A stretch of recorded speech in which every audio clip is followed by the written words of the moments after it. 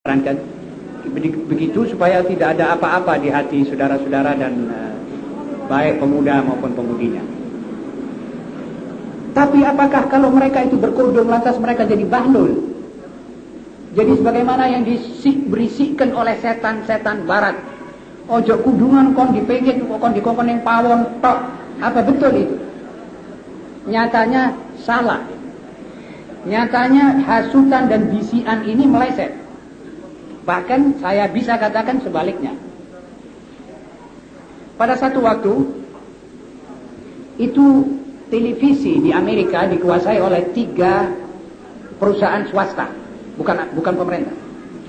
American Broadcasting Commission dan NBC atau apalagi. Satu kali 3 itu pergi ke Teheran, menemui Qudzadeh sebagai menteri penerangan waktu itu, ingin diberi izin untuk wawancara dengan Sandra tanpa dipersiapkan pertanyaannya dan langsung direlay Amerika Serikat. Apakah ini diizinkan? Qudzadeh mengatakan saya sendiri tidak keberatan, tapi saya akan tanya kepada imam. Pergi ke Khomeini. Kata Khomeini sesuatu yang pantas dia minta. Kita tidak menganiaya itu Sandra. Boleh dia langsung bertanya. Namun satu kusarankan, biar salah satu dari kita orang Iran hadir, juga ikut wawancara, yang langsung diterima oleh orang-orang Amerika. Sesudah ditentukan waktunya, seluruh Amerika mendengar, menunggu itu TV. Itu orang-orang dari NBC, orang-orang kawaan, orang-orang editor majalah seperti Time, Newsweek, orang-orang jago semua itu di situ akan wawancara. Tahu-tahu yang ditanyakan, mana wakil tuan? Kok belum datang? Kata dia, apa sudah waktu? Dia bilang belum. Tinggal 2 menit. Ya tunggulah, kalau nanti 2 menit kan datang dia. Persis 2 menit masuk seorang gadis kudungan rapat. Mahasiswi Iran dari Fakultas Hukum. Masuk di situ dia bilang apa? Kamu yang akan, dia bilang iya. Ya kamu silakan.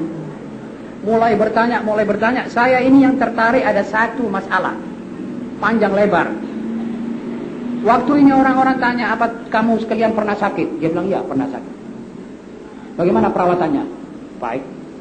Obat-obatannya? Dia bilang obat-obat ini perempuan dengar saja. Ini gadis ini dengar saja. Dia bilang ya obat-obatnya kurang baik. Very worse, katanya. Tidak bagus.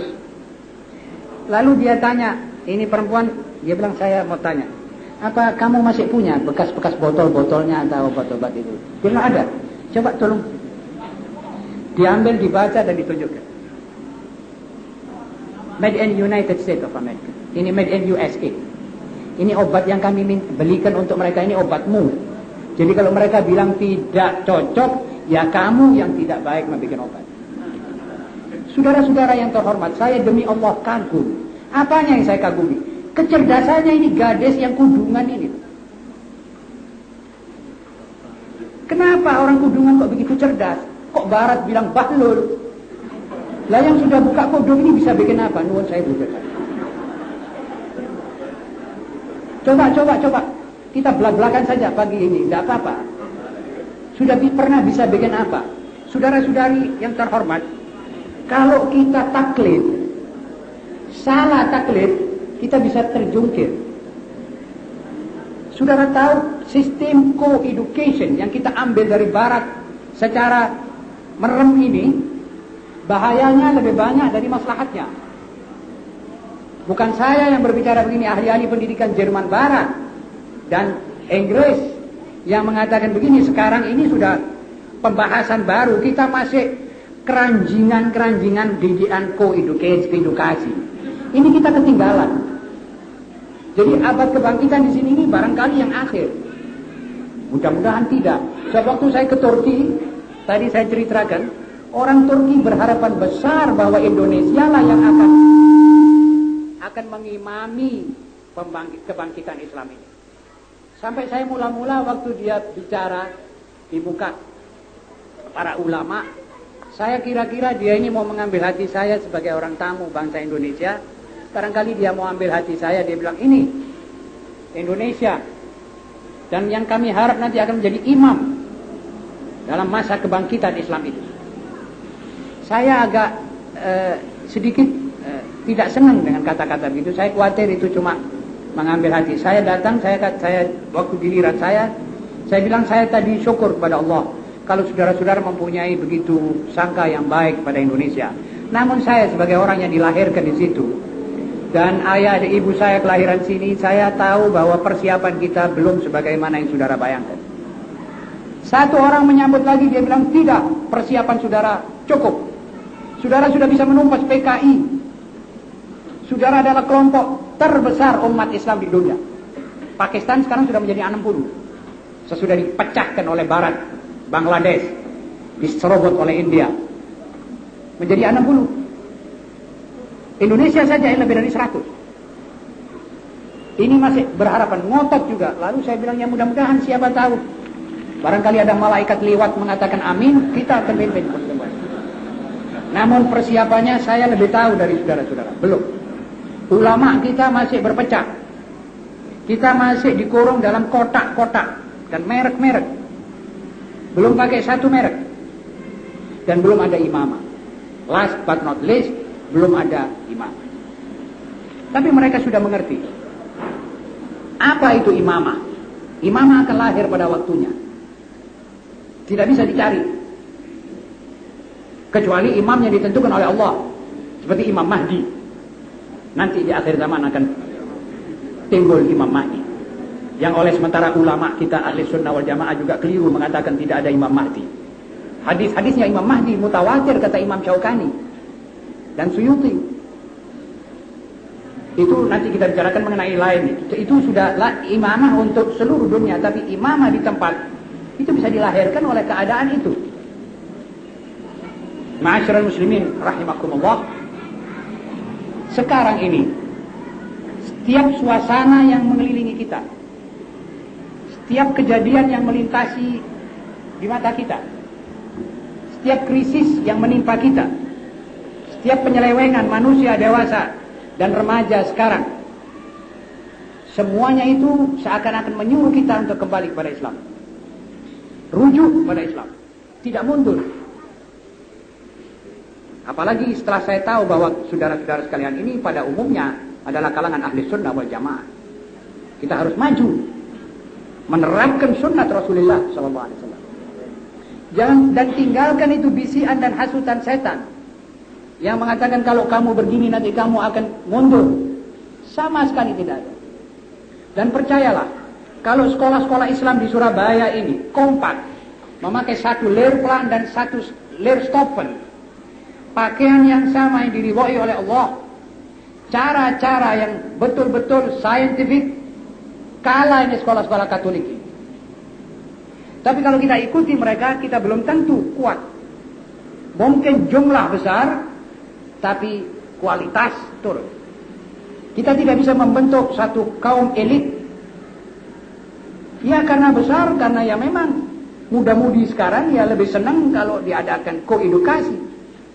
Melihat atasannya, melihat seluruh dunia, melihat film-film, noleh sana, noleh sini, mereka lebih senang santaisme.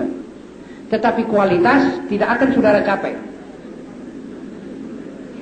Saya bicara begini ini adalah dari hati saya, saudara. Dan saya penuh menyesal. Sama sekali tidak marah. Maka saya mohon maaf kalau saya terlalu lancang bicara di hadapan saudara seperti ini. Namun apa daya, saya seorang mubaligh. Saya harus memegang obor tauhid seperti mana saudara, dan saya akan serahkan ini obor kepada saudara.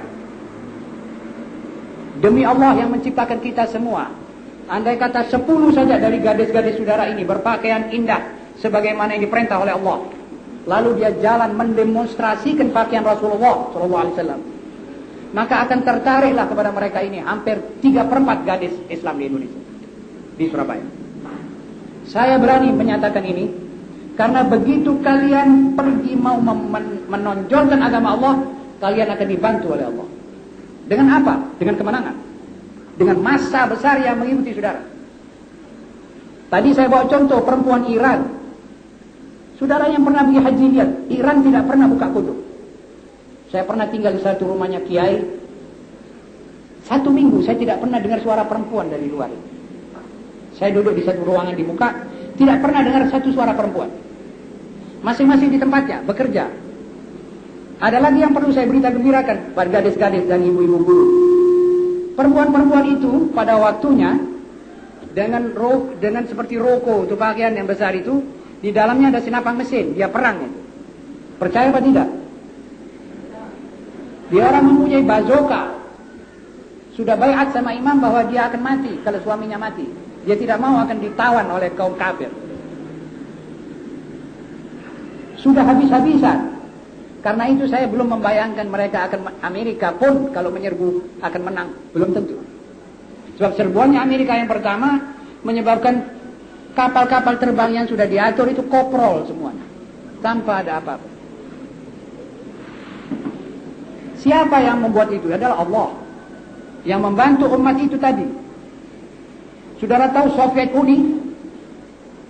Mereka sudah tidak melihat kekuatan material, sudah tidak melihat bom atom, itu dilihatnya seperti kapal-kapal terbang super jet apa semua itu dianggapnya oleh mereka seperti lalat saja. Apa sebab? Sebab mereka mengatakan Allahu Akbar. Dan meramu betul. Buktinya nyata. Soviet Uni itu memerangi Afghanistan 1 tahun lebih punjul sedikit. Tidak menang. 1 tahun punjul sedikit tidak menang itu Soviet. Apa sebab? Sebab mereka menghadapi umat Islam. Dan Islam sekarang rupanya akan dipegang bolanya oleh Ajam, bukan Arab.